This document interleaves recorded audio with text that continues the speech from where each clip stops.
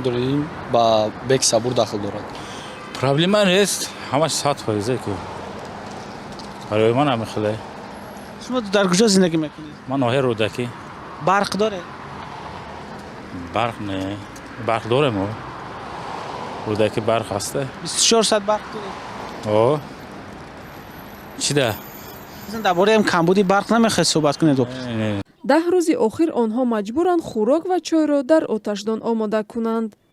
хакам қуи барқ мо истифода набарем 5-6 геса кардай аяр бурой ки кардигай плинак барқ метем ай ҳичи кам чи нестем додесем омда бо мегиранд неметен метем ҳамаро метем неки битян қуи барқа ай хидмонай ина роғун дар тифугмон геси нолак дар тифугмон надорем барқ اینا بچه های مکتب بیاین شب درس کردن در کار تاریکی کجا رویم کی ده عرض داد کنیم مثال گپ ما را کی گوش میکنه.